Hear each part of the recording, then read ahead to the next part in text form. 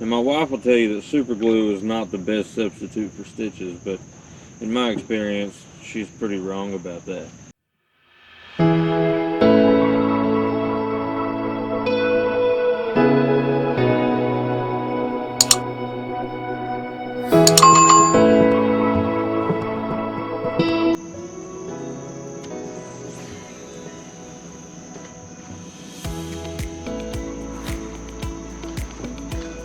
Come on.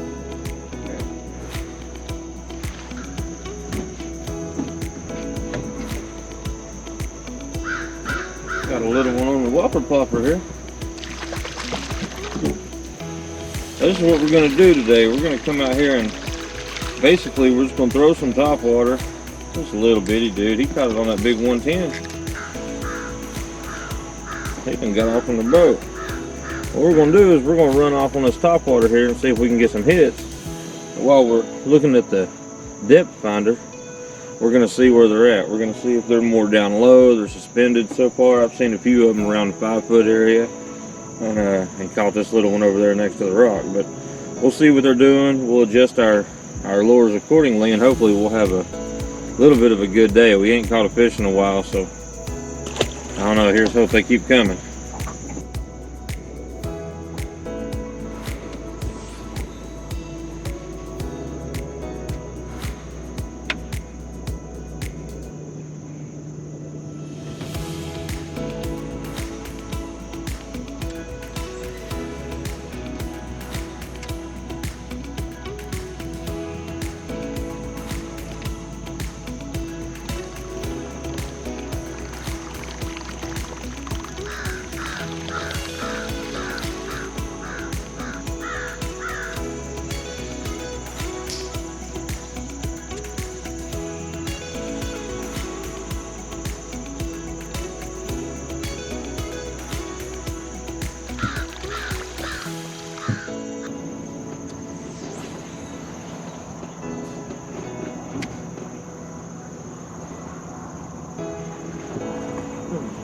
There's another one.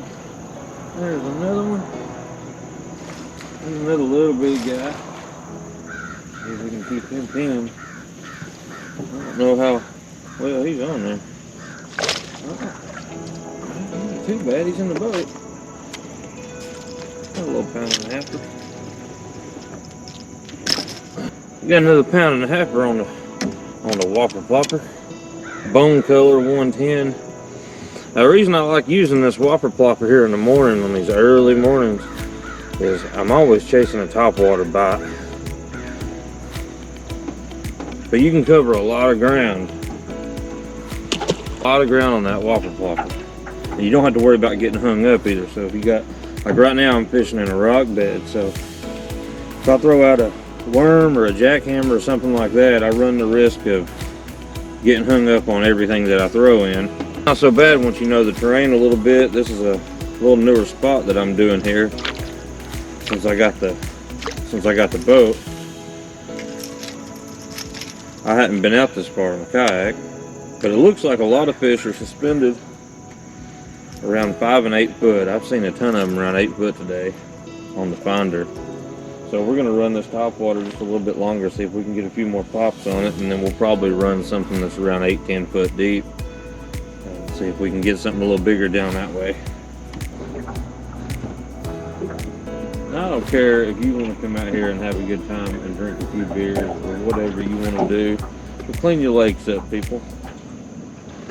I shouldn't have to stop my fishing trip to come out here and pick up your damn beer can that you decided to leave all over our lake.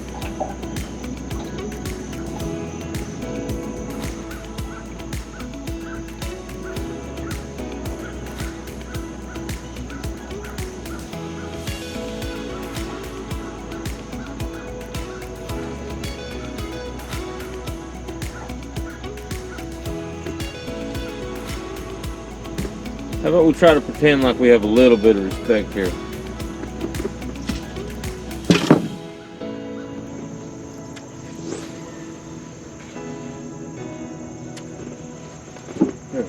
Oh, I missed him. Got too excited. Pulled that right out of his mouth.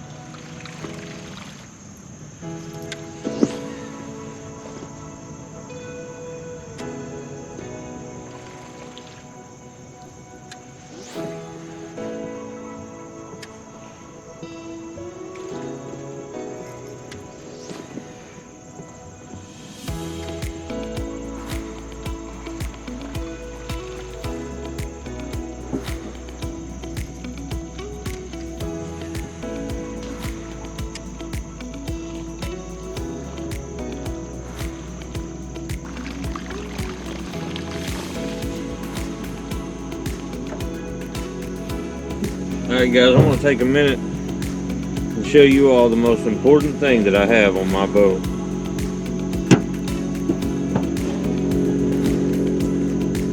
This right here, first aid kit. Every one of you need to invest in a first aid kit. If I wouldn't have, I would be going home right now. I might have to go get some stitches. I cut it on the dock just a minute ago going back. I went back to the Jeep and I caught myself on the dock and hung my hand up pretty bad. But I was able to take care of it, wrap it up, and we're going to be good to go for the rest of the trip.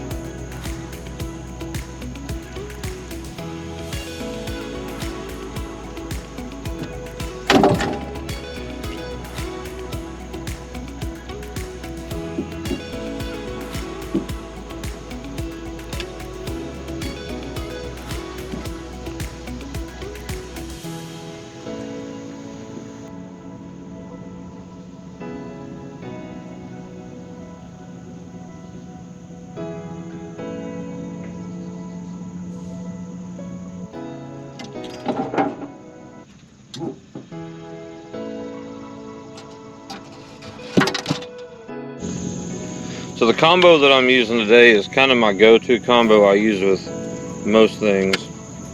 SLX Shimano rod, 7'2", medium heavy, extra fast. I'm running it on a Shimano Corrado DC 150 HG. Now this one's a, I don't know if you can see that, but this one's a 7.4. This one's a 7.4 gear ratio. I typically don't use any reels under a 7.0 to 1. And the reason is, I'm usually running things like a jig or a creature bait or something like that I'm trying to swim and get them to chase a little bit. These whopper ploppers you can use for a number of different things. All the bites I've had today have all been reaction bites. As soon as it hits the water, they take it under. So it's not really much about the action, but you can make them chase it, but it's hard to do in this heat. We got to wait until a little bit cooler weather before they get a little more active. That's another reason that I'm running a 7.4 to 1 gear ratio, is because I'm going after that reaction bite. As soon as I throw that out and it hits, if they don't hit it, I jerk it a couple times and then I want it back to the boat. So I'm just reeling it in. And if you're using a 6.4 to 1, you're going to wear yourself out if you're constantly just reeling it back into the boat all day long.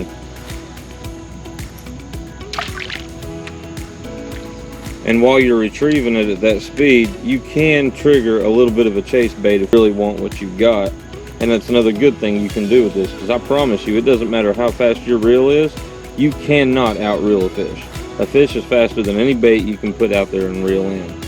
So I'm going for the reaction bait, maybe a chase on the way back if I find one that's a little energetic.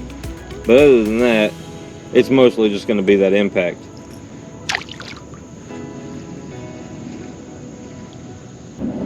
As far as line goes, I'm using a 17-pound fluorocarbon. And the reason I'm using that instead of braid, typically if you're running something like a whopper plopper, a lot of people like to use braid with a leader. I run fluorocarbon pretty much 99% of the time because I do change a lot. I don't have a lot of designated rods for certain things. I find what I like and I just use it. And I found that usually around a 12 to a 17-pound fluorocarbon will catch just about any fish. I'm using a high green visibility because our waters are pretty stained. And I'll go into a video later on about really breaking down your line type between monofilament fluorocarbon and braid. All of them have their pros, their cons, what you like, what you don't like.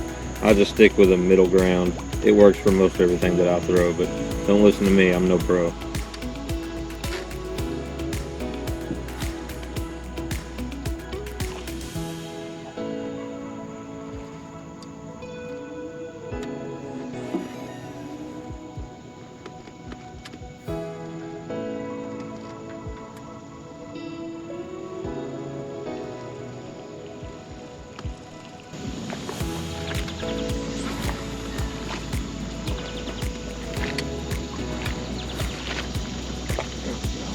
Damn. Damn.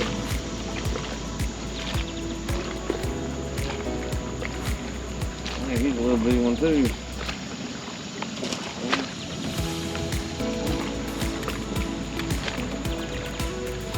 Not too bad.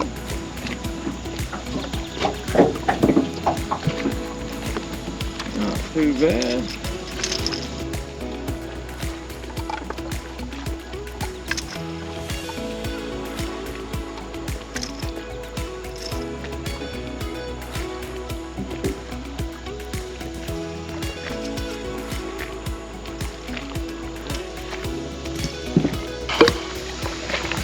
Well, we got us the third one on the Whopper Plopper, and then I broke my camera mount. So, that's no good.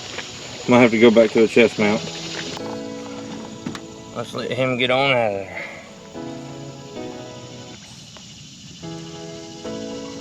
See you, buddy. Alright guys, looks like we're back on the chest mount. Hopefully this will last us and we don't break something else before it's all said and done.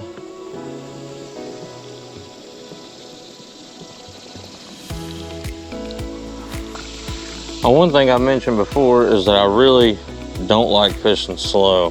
I will if I can't get on anything, but I really don't care much for it. And that's one of the things I like about this Whopper Plopper is the action of the tail is what gets you that bite. It's what gets their attention, gets that chase. If you look at it, it's a solid, this is a bone color 110. They make this in several different sizes. But I'm a firm believer of the bigger the bait, the bigger the fish. But this has a swivel tail on it that as it goes through the water, it just smacks it. And that's why it's called a Whopper Plopper, I suppose. It gives a plop, plop, plop, plop. Now, admittedly, I've had this thing for a little while. And this is the first time I've really committed to using it, and it's done me pretty all right, I guess. We've only been out here for about an hour and a half. I'm actually going to be calling it pretty soon.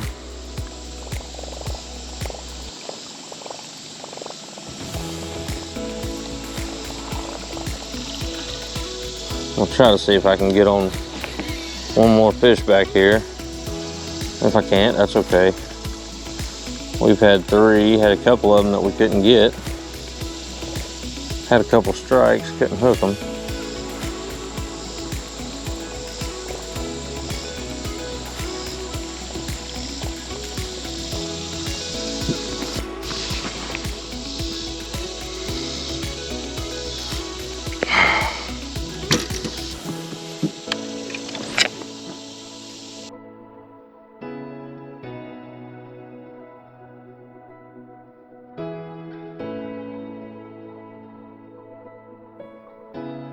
Oh no.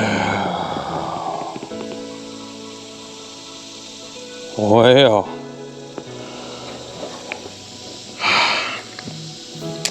Not entirely sure if y'all saw that mess, but I believe it is time to call it a day. I just slung a $20 Whopper Plopper into the woods to live with a big lock beating this. Oh man. Retie your line, kids. Retie your line. At least a big lock beatiness can, I don't know, learn to fish. This is ridiculous. Broke a rod.